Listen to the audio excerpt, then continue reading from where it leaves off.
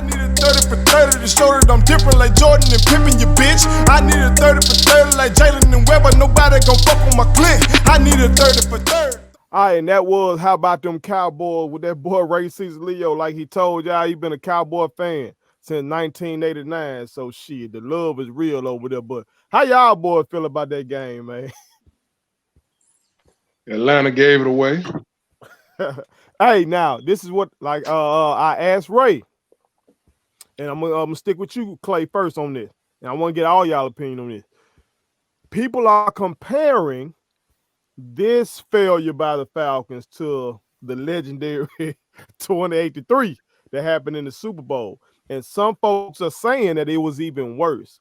Do you agree that this one is worse? It's week 2, but do you think that this was worse than them letting the Patriots come back 28-3? No, because you had a Super Bowl on the line with that one. So nah, it ain't, but it's in the same spirit, if you want to say this. It's in the same spirit of this. They being true to themselves, huh? Yeah, it's like ain't their head coach supposed to be a defensive coordinator, like a defensive minded? Like, when are we gonna start seeing some defense? Like, I understand you had injuries last year.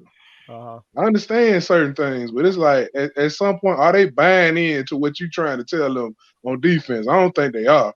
But I mean, they playing simple, man. I guess they was trying to not lose. Like, they went up and they did what they needed to do, but then at the end, when it started getting later and later on in the game, it was like they was playing to not lose, and they was in their head too much, especially like on that that onside kick. Like, y'all can talk about them boys, man. They Joe, trash too. Joe, what did you think about it, man? Oh man, it was definitely an epic failure. I don't think it compared to the Super Bowl though. 28-3, and you could have had Bankhead jump. But hey, they would have been Bankhead bouncing the right, exactly. They gonna take it back to the Bankhead bounce. Now I will say this: it's very rare that a coach should get fired for winning a game. McCarthy needs to go. Yeah, what I said, he is making some boneheaded decisions that they don't make sense to me. Like, I don't know if he did that in Green Bay, because I ain't really watched Green Bay unless it was like, primetime TV or whatever. But Rodgers kind of masked a lot of McCarthy's shortcomings anyway.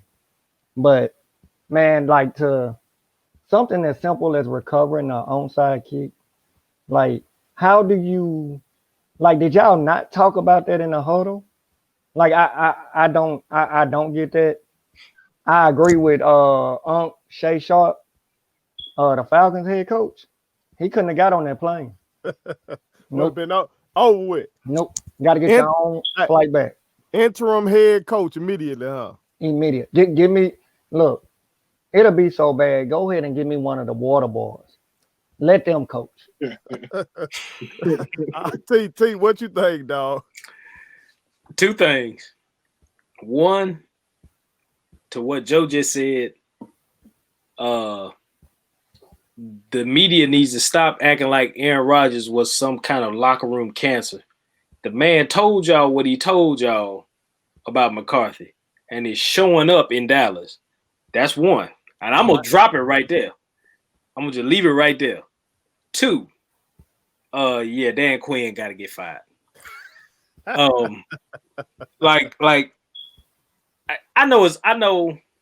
know Dan Quinn. I think Arthur Blank is one of them kind of owners that he's more about not necessarily making it look bad on the franchise to get rid of a guy in week 2. And he's one of them kind of guys that's just, I just think he's kind of like, look, I'll stick with you through the season. We'll suffer, and then I'll let you go.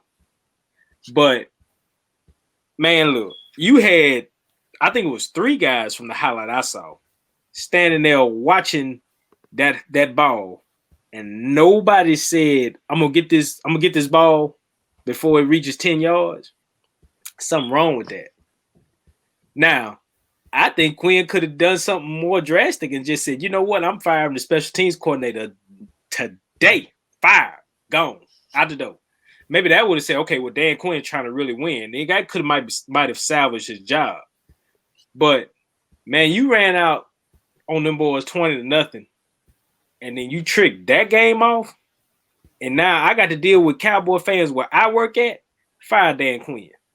Now the only saving grace is that I got a couple of them trying to put bottles up on bets because they done bet me that we gonna lose to them December 20th. Y'all boys got that date on your calendar, right? Y'all got that circle. I'm supposed to get an L in that game. Then I was told that, hey, 6-10, 7-9, that's gonna be our record. That's what I was told today. So I didn't want to put y'all on notice, Clay and Joe, that this is what we got to deal with over here. True. They say our running game depleted. We ain't got no receivers. We ain't got nothing. We ain't got no Bosa, nothing. So I'm good with all that. Joe, to your point about McCarthy and Green Bay. Like I told Ray, when he was in Green Bay, Aaron Rodgers, quite notably, would be very upset with McCarthy's lack of aggression. It'd be a lot of times Aaron wanted us to go forward and shit like that, and he was very demonstrative. You can see him like, bro, let's, you know what I'm saying? You can tell that he wanted to go forward, and we'll be up there punting. You know what I'm saying? And not even in the situations that he been going forward with the Cowboys. We be like, you know, y'all know that in between where that 40. y'all, you two, like you where it don't make no sense to punt, but it's too far for a field goal. And we'd punt when he was in Green Bay. And now this motherfucker be on his own 35 for the Cowboys. They want to go for it. Let go. So I don't know. Like Ray was saying, Ray said McCarthy claimed in his year off he been studying analytics and all this shit. And that's one of the things now I guess the NFL board trying to copy the NBA. Like y'all were talking about with the Houston Rockets, their GM Daryl Morey, they claim he is big time. They claim Houston is the number one analytics team in the NBA. And now NFL, y'all folks starting to say the analytics show you need to go for it more often on 4th and 1 and all this shit. Or you need to go for more 2-point conversions. So maybe McCarthy did that. Or maybe it's he with the Dallas Cowboys and he the new coach and he supposed to be different from Jason Garrett and he trying to show. Because this, I don't remember. He did some dumb shit in Green Bay. But the shit he did these 2 weeks been fucking crazy. It's that star, man. It's that star on the side of that helmet, man. Like it's a different thing down there. It's like he trying to impress folks down there, bro. Because this is crazy to me. Because remember, they should have lost. Because remember, they got rid of Garrett because they were saying that, oh no, it's the coaching, man. We got too great of a players for this to go on. So they blamed it on him. Now, look what they're doing now. It ain't the coaching, man. like it ain't the coaching at this point, man. It's the players, it's the organization at this point. It's like, I don't know if Jerry trying to remake the 90s and think it's gonna work now. I don't know what's going on. But it clearly ain't the coaching, but that Star and Jerry run them operations. So like you said, we don't know if Jerry whispering in his ear like, you don't need to be the guy we just let go. So you never know. Never know. Well, it was to your point, and I'm gonna end it like this. A particular Cowboy fan once told me, this is not me talking, America. Don't start that bullshit. This is what a Cowboy fan told me. He told me that the Cowboys will never return to glory until Jerry Jones go to glory. That's not me. That's what the Cowboy fan told me. Go. Subscribe to our daddy's YouTube channel. He's the best. Hit the like button, turn on the notifications.